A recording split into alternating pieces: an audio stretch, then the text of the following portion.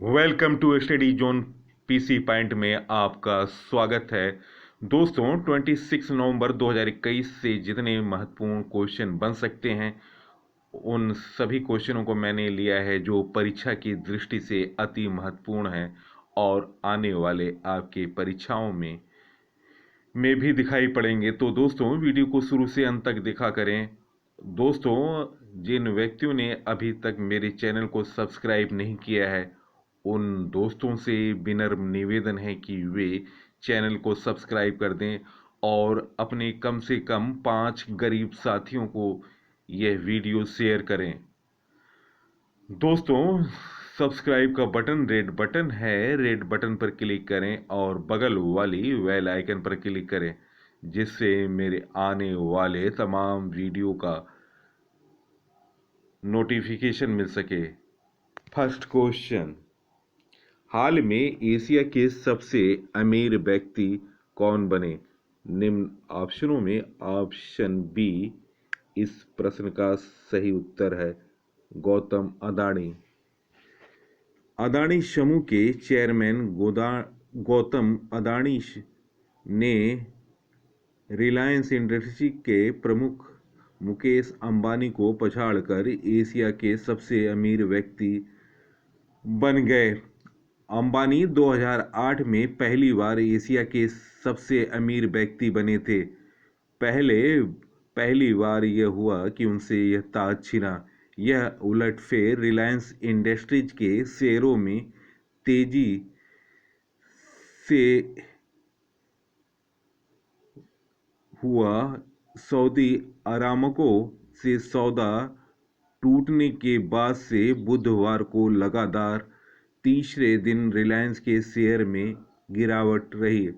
अदानी के बिजनेस अलग अलग कंपनियों में बटे हैं, इसके चलते उनके प्रदर्शन का सीधा असर कंपनियों के शेयरों पर दिखाई पड़ती है। जबकि रिलायंस इंडस्ट्री के बिजनेस एक ही कंपनी के तहत हैं। ऐसे में यदि कोई बिजनेस शानदार प्रदर्शन करता भी है तो इसका तत्काल असर शेयर पर नहीं होता है। जियोजीत फाइनेंशियल सर्विसेज के रिसर्च हेड विनोद नायर बताते हैं कि अंबानी बिजनेस कंपनियों में नहीं बांटते तो अगले कई साल तक वे अदानी से पीछे रह सकते हैं। नेक्स्ट क्वेश्चन, नीति आयोग ने देश का पहला मल्टी डायमेंशन पॉवर्टी इंडेक्स जारी कर दिया। इसके मुताबिक देश का सबसे गरीब राज्य कौन है? दोस्तों इन ऑप्शनों में ऑप्शन ए बिहार इस प्रश्न का सही उत्तर है। नीति आयोग ने देश का पहला मल्टी डायमेंशनल पॉवर्टी इंडेक्स जारी कर दिया। इसके मुताबिक बिहार देश का सबसे गरीब राज्य है, जहां 51.91% आबादी गरीबी में है। इसके बाद दोस्तों झारखंड 42.16%, उत्तर प्रदेश 37.79% और मध्य प्रदेश 36.65% है। राजस्थान 29.64% के साथ 8वें स्थान पर है। दोस्तों केरल में सिर्फ 0.71% लोग ही गरीब हैं। राजस्थान पोषण बाल मृत्यु दर स्कूल में उपस्थिति में भी फिसड्डी है। नेक्स्ट क्वेश्चन, जगन्नाथपुरी में श्री मंदिर के चारों ओर कितने मीटर चौड़ा परिक्रमा पथ बनेगा? दोस्तों निम्न ऑप्शनों में ऑप्शन सी 75 मीटर। जगन्नाथपुरी में श्री मंदिर के चारों ओर 75 मीटर चौड़ा परिक्रमा पथ बनेगा। जगन्नाथपुरी में श्री मंदिर की बाहरी दीवार के चारों ओर 75 मीटर चौड़ा पथ बनेगा। बुधवार को उड़ीसा के मुख्यमंत्री नवीन पटनायक ने हेरिटेज कॉरिडोर का शिलान्यास किया और पुरी महाराज ने भूमि पूजन किया। इस परियोजना पर 800 करोड़ रुपए खर्च होंगे। मंदिर की बाहरी दीवार, जिसे मेघनाथ पचेरी भी कहा जाता है, से बिल्कुल सटा 7 मीटर का ग्रीन बफर जोन होगा। उससे आगे 10 मीटर चौड़ी अंतर प्रदक्षिणा होगी। फिर 14 मीटर चौड़ा लैंडस्केप जोन होगा। इसके बाद 8 मीटर चौड़ी वह प्रदक्षिणा, फिर 10 मीटर का पब्लिक कन्वेंशन जोन, फिर 4.5 मीटर की सर्विस व इमरजेंसी लेन, फिर 7.5 मीटर की मिक्स ट्रैफिक लेन और 7 मीटर का फुटपाथ होगा।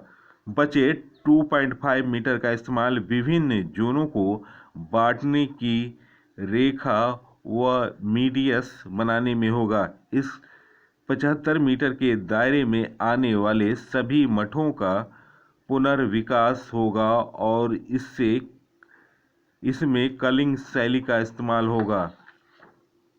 Next question, big bash league में प्लेयर ऑफ द टूर्नामेंट बनने वाली पहली भारतीय महिला खिलाड़ी कौन है? दोस्तों, निम्न ऑप्शनों में ऑप्शन बी हरमनप्रीत कौर इस प्रश्न का सही उत्तर है। Harman player of the tournament बनने वाली पहली भारतीय महिला खिलाड़ी हैं। भारतीय महिला T20 की कप्तान Harmanpreet Kaur big bash league की प्लेयर ऑफ द टूर्नामेंट चुनी गई। दोस्तों, वह यह अवार्ड पाने वाली पहली भारतीय खिलाड़ी बनी। वे मौजूदा सीजन में मेलबर्न रेनेगेड्स की टॉप रन स्कोरर और टॉप विकेट टेकर रही। वह लीग में 3 बार मैन ऑफ द मैच चुनी गई थी। हरमन को 31 वोट मिला और उन्होंने पर्थ स्कॉचर्स की बेथ मुनी और सोफी डिवाइन को 3 वोट से हराया। हरमन इस लीग की प्लेयर ऑफ द टूर्नामेंट बनने वाली तीसरी विदेशी खिलाड़ी हैं। दोस्तों, इससे पहले न्यूजीलैंड की डिवाइन और सेंथर वेट को यह अवार्ड मिल चुका है। थंडर की 18 साल की फोवे लिचफील्ड सर्वश्रेष्ठ अंडर 21 खिलाड़ी चुनी गई और उन्हें यंग गन अवार्ड मिला। दोस्तों, देखते हैं हरमन लीग का प्रदर्शन। दोस्तों, उन्होंने हरमन लीग ने इस लीग में 399 रन बनाए, 3 अर्धशतक बनाए। उनका व्यक्तिगत हाईएस्ट स्कोर 81 नॉट आउट। उन्होंने 15 विकेट लिए। बेस्ट था 3 विकेट 22 रन पर। इकोनॉमी था 7.46, स्ट्राइक रेट था 135.25 और औसत 66.50 था। नेक्स्ट क्वेश्चन, भारतीय टीम के बल्लेबाज किस बल्लेबाज ने T20 रैंकिंग में किस स्थान पर रहे? दोस्तों, भारतीय टीम के बल्लेबाज KL राहुल T20 रैंकिंग में निम्न ऑप्शनों में ऑप्शन ए 5वें स्थान पर रहे। भारतीय टीम के सलामी बल्लेबाज KL राहुल T20 रैंकिंग में टॉप 5 में पहुंच गए। न्यूजीलैंड के खिलाफ सीरीज के पहले मैच में राहुल ने बेहतरीन 65 रनों की पारी खेली, जिससे उन्हें एक स्थान का फायदा हुआ। उनके 729 रेटिंग पॉइंट हैं। राहुल टॉप 10 में एकमात्र भारतीय बल्लेबाज हैं। न्यूजीलैंड सीरीज से आराम लेने वाले विराट कोहली 11वें स्थान पर पहुंच गए। पाक कप्तान बाबर आजम पहले नंबर पर हैं। अब दोस्तों वे बाबर ही एक ऐसे प्लेयर हैं जो सभी फॉर्मेट के टॉप 10 बल्लेबाजों में शामिल हैं। न्यूजीलैंड के मार्टिन गप्टिल ने सीरीज में 70, 31 और 51 रन बनाए थे। वे 3 स्थान फायदे के साथ 10वें नंबर पर पहुंच गए। पाक विकेटकीपर मोहम्मद रिजवान 1 स्थान के फायदे के साथ चौथे नंबर पर आ गए। गेंदबाजी रैंकिंग में न्यूजीलैंड के मिचेल सैंटनर 10वें स्थान चढ़कर 13वें नंबर पर आ गए। गेंदबाजों में टॉप 10 में कोई बदलाव नहीं हुआ। दोस्तों टॉप 5 बल्लेबाज रैंक, खिलाड़ी, पॉइंट और रैंक क्या है इसके बारे में जानकारी। पहला रैंक है बाबर का जिन्होंने 809 पॉइंट बनाए और पहला रैंक प्राप्त किया। दूसरा रैंक मलान का जिन्होंने 805 पॉइंट बनाए और दूसरा स्थान प्राप्त किया। तीसरे रैंक में मार्कस हैं जिन्होंने 796 पॉइंट बनाए। चौथा रैंक रिजवान का है, 735 पॉइंट बनाए। और भारतीय खिलाड़ी केएल राहुल 5वें रैंक पर हैं, उन्होंने 729 पॉइंट बनाए। और जहां गेंदबाजी की बात करें तो रैंक, खिलाड़ी और पॉइंट प्राप्त करने वाले टॉप 5 खिलाड़ियों में पहला स्थान हसरंगा का था जिन्होंने 797 पॉइंट बनाए। दूसरे नंबर पर शामसी थे जिन्होंने 784 पॉइंट बनाए। तीसरे स्थान पर जंपा थे जिन्होंने 725 पॉइंट बनाए। चौथे पर थे आदिल जिन्होंने 719 पॉइंट बनाए। 5वें स्थान पर थे राशिद जिन्होंने 710 पॉइंट बनाए। नेक्स्ट क्वेश्चन, वैज्ञानिक अल्बर्ट आइंस्टीन के थ्योरी ऑफ रिलेटिविटी से जुड़े दुर्लभ हस्तलिखित नोट्स कितने रुपए में बिके? निम्न ऑप्शनों में ऑप्शन सी 97 करोड़ इस प्रश्न का सही उत्तर है। वैज्ञानिक अल्बर्ट आइंस्टीन के थ्योरी ऑफ रिलेटिविटी से जुड़े दुर्लभ हस्तलिखित नोट्स को पेरिस में नीलाम किया गया। इनमें आइंस्टीन के शुरुआती कार्य जो इन्होंने किया था 54 पन्ने वाले नोट्स करीब 97 करोड़ रुपए में बिके। आयोजकों ने इनका मूल्य 23 करोड़ रुपया आंका था और यह आंकड़े से ज़्यादा मूल्य प्राप्त किया। 1915 में प्रकाशित आइंस्टीन के सापेक्षता सिद्धांत ने 20वीं सदी में सैद्धांतिक भौतिकी को बदल दिया था। नेक्स्ट क्वेश्चन, किस देश की पहली महिला प्रधानमंत्री मैग्दालेना एंडरसन ने नियुक्ति के बाद कुछ घंटों में इस्तीफा दे दिया? निम्न ऑप्शनों में ऑप्शन सी स्वीडन इस प्रश्न का सही उत्तर है। स्वीडन की पहली महिला प्रधानमंत्री ने नियुक्ति के कुछ घंटों बाद इस्तीफा दे दिया। मैग्डालेना एंडरसन की गठबंधन सहयोगी पार्टी जूनियर ग्रीन पार्टी ने दो पक्षी अल्पसंख्यक सरकार को छोड़ दिया। इसकी वजह से एंडरसन गठबंधन सरकार को बजट पास नहीं हो सका और इस पूरे प्रकरण के बाद एंडरसन ने पद संभालने से पहले इस्तीफा दे दिया। स्वीडन की संसद ने बुधवार को मैग्डालेना एंडरसन को प्रधानमंत्री चुना था। वह इस पद पर आसीन होने वाली पहली महिला बनी थी। एंडरसन की सोशल डेमोक्रेटिक पार्टी का नया नेता चुना गया था। वह स्टीफन लोफवेन की जगह पर नियुक्त होने वाली थी जिन्होंने इस साल शुरुआत में प्रधानमंत्री पद से इस्तीफा दे दिया था। लोफवेन फिलहाल कार्यवाहक प्रधानमंत्री की जिम्मेदारी संभाल रहे हैं। एंडरसन इससे पहले वित्त मंत्री थी। स्वीडन की 349 सदस्यीय संसद में 117 सांसदों ने एंडरसन के पक्ष में जबकि 174 ने विरोध में वोट दिया था। 57 सांसदों ने मतदान में हिस्सा नहीं लिया जबकि एक सांसद अनुपस्थित रहा।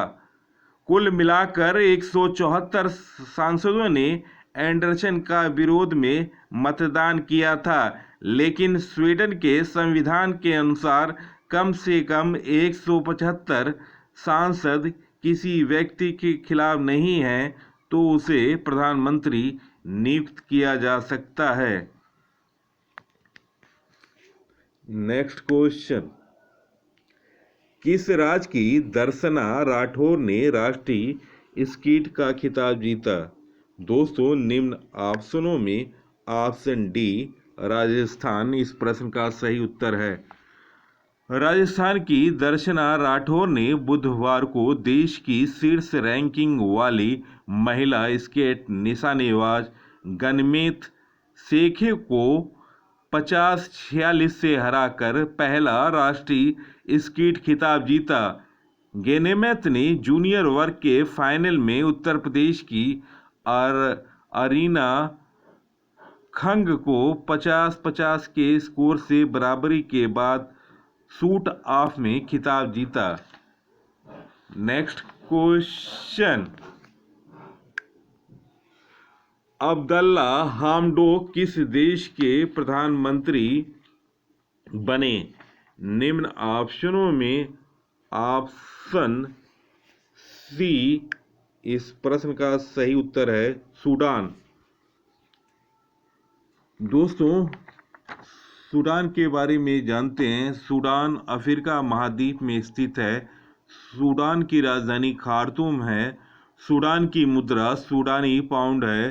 प्रधानमंत्री अब्दुल्ला हमडोक हैं। राष्ट्रपति अहमद अवाद ईवन है। नेक्स्ट क्वेश्चन, 5वें एशियाई युवा पैरा खेल 2025 का आयोजन कहाँ होगा?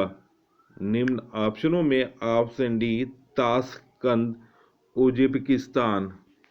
दोस्तों, इस प्रश्न का सही उत्तर ऑप्शन डी होगा। एशियाई युवा पैरा खेलों 2025 के 5वें संस्करण की मेजबानी उज्बेकिस्तान की राजधानी ताशकंद करेगा और इसकी मंजूरी एशियाई पैरालंपिक समिति के कार्यकारी बोर्ड द्वारा दी गई। पहली बार एशियन यूथ गेम्स 2025 और एशियन यूथ पैरा गेम्स 2025 का आयोजन एक ही शहर और एक ही जगह पर किया जाएगा। संस्करण है 5वां। आयोजित स्थल ताशकंद उज्बेकिस्तान। दोस्तों, हाल में होने वाले आगामी खेल प्रतियोगिता विश्व बैडमिंटन चैंपियनशिप 2026 की मेजबानी भारत करेगा। रग्बी लीग विश्व कप 2021 का आयोजन इंग्लैंड में होगा। दोस्तों, खेलो इंडिया यूनिवर्सिटी गेम का दूसरा संस्करण कर्नाटक में होगा। AFC महिला एशियाई कप 2022 का आयोजन भारत में होगा। अंडर 17 महिला फुटबॉल विश्व कप का आयोजन 2022 भारत में। 22वें राष्ट्रमंडल खेल बर्मिंघम इंग्लैंड में होगा। पुरुष मुक्केबाजी विश्व चैंपियनशिप 2023 उज्बेकिस्तान। AFC महिला Asia cup 2022 Bharat. ISSF junior world championship Lima Peru में। एशिया कप 2023 पाकिस्तान में 50 ओवर के फॉर्मेट में खेला जाएगा। एशिया कप 2021 श्रीलंका में 20 ओवर के फॉर्मेट में खेला जाएगा। ICC वर्ल्ड कप 2023 अक्टूबर-नवंबर में भारत में होगा। 2022 ऑस्ट्रेलिया में T20 वर्ल्ड कप खेला जाएगा। विश्व बघीर जूडो चैंपियनशिप 2021 पेरिस फ्रांस में खेला जाएगा। विश्व कुश्ती चैंपियनशिप 2021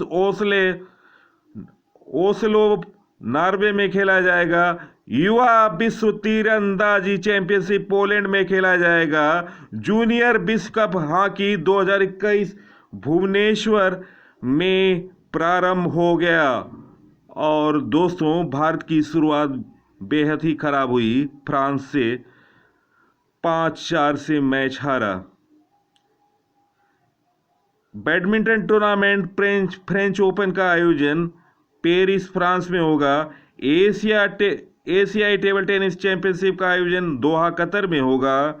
विश्व किक बॉक्सिंग चैंपियनशिप कायरो मिस्र में। 13वें दक्षिण एशियाई फुटबॉल महासंघ चैंपियनशिप सेफ 2021 मालदीव में होगा। दोस्तों, ओलंपिक के बारे में जानकारी। 2021 ग्रीष्मकालीन पैरालंपिक का आयोजन जापान में।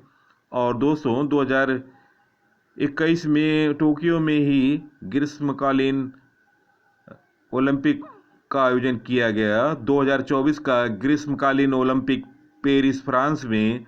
2026 शीतकालीन मिलान एंड कोर्टिना इटली में खेला जाएगा। 2028 का ग्रीष्मकालीन ओलंपिक लॉस एंजलिस यूएसए में। 2032 का ग्रीष्मकालीन ओलंपिक ब्रिस्बेन ऑस्ट्रेलिया में। नेक्स्ट क्वेश्चन, बाइतो वंदना महोत्सव किस राज्य में मनाया जाता है? निम्न ऑप्शनों में ऑप्शन बी ओडिशा इस प्रश्न का सही उत्तर है।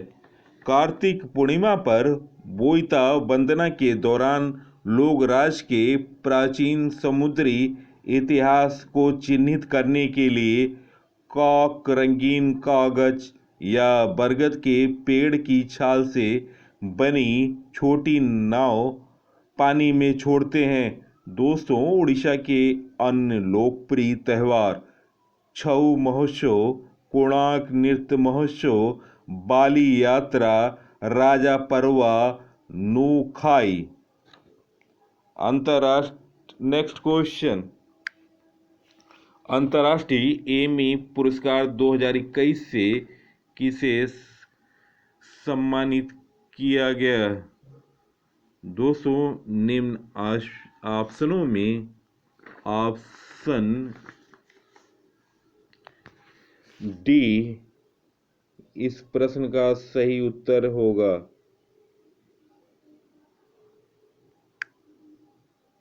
ए और बी, डेविड टेनेंट और हेले स्क्वायर। दोस्तों, 2021 अंतर्राष्ट्रीय एमी पुरस्कार से सम्मानित किए गए डेविड टेनेट और हेले square 2021 international Emmy award New York शहर में आयोजित वार्षिक समारोह का 49वां संस्करण है। नेक्स्ट क्वेश्चन, 5वां पूर्वी एशिया शिखर सम्मेलन का आयोजन कहाँ हुआ? दोस्तों, निम्न ऑप्शनों में ऑप्शन डी इस प्रश्न का सही उत्तर है। कोलकाता, भारत।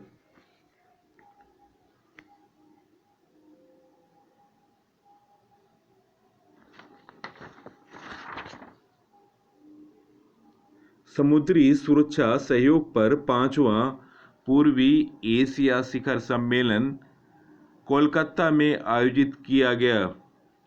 दोस्तों, यह आयोजन भारत द्वारा ऑस्ट्रेलिया के साथ साझेदारी में आयोजित किया गया। Next question, Tata literature life time achievement किसे मिला? दोस्तों, निम्न ऑप्शनों में ऑप्शन बी अनीता देसाई इस प्रश्न का सही उत्तर है। भारत की सबसे अधिक बिकने वाली लेखकों में से एक अनीता देसाई को उनके 50 वर्षों से अधिक लंबे साहित्यिक कैरियर को मान्यता देने के लिए 2021 के लिए Tata literature life time achievement award से सम्मानित किया गया। दोस्तों, कवि पुरस्कार से सम्मानित किया गया आदिल जुस्वाना को। दोस्तों, यह Tata literature life time achievement का 12वां संस्करण था। नेक्स्ट क्वेश्चन, भारतीय स्टेट बैंक एसबीआई रिसर्च ने वित्त वर्ष 2022 के लिए भारत की जीडीपी कितना रहने का अनुमान लगाया। दोस्तों, निम्न ऑप्शनों में ऑप्शन बी 9.3 से 9.6%। दोस्तों, एसबीआई रिसर्च ने वित्त वर्ष 2022 के लिए अपनी जीडीपी ग्रोथ का अनुमान में बदलाव किया। एसबीआई रिसर्च ने इसे बढ़ाकर 9.3 से 9.6% तक कर दिया। इससे पहले देश के सबसे बड़े बैंक की रिसर्च विंग ने पूर्व में रिपोर्ट में भारत के लिए जीडीपी ग्रोथ का अनुमान 8.5% से 9% के बीच रखा। दोस्तों, जीडीपी क्या है? जीडीपी ग्रॉस डोमेस्टिक प्रोडक्ट है, सकल घरेलू उत्पाद। किसी निश्चित चालू वर्ष के किसी राष्ट्र द्वारा उत्पादित समस्त वस्तुओं व सेवाओं में कुल मूल्य को सकल घरेलू जीडीपी उत्पाद होता है। किसी निश्चित चालू वर्ष के किसी राष्ट्र द्वारा उत्पादित समस्त वस्तुओं व सेवाओं के कुल मूल्य को सकल घरेलू जीडीपी उत्पाद का होता है। दोस्तों, वीडियो देखने पर बहुत बहुत धन्यवाद। नवीनतम जानकारी, नवीनतम सामान्य ज्ञान, नवीनतम समाचारों के लिए आप स्टडी जोन पीसी को सब्सक्राइब करें। सबसे तेज, सबसे पहले, सबसे नए क्वेश्चन की जानकारी आपको इसी चैनल से प्राप्त होगी। नमस्कार।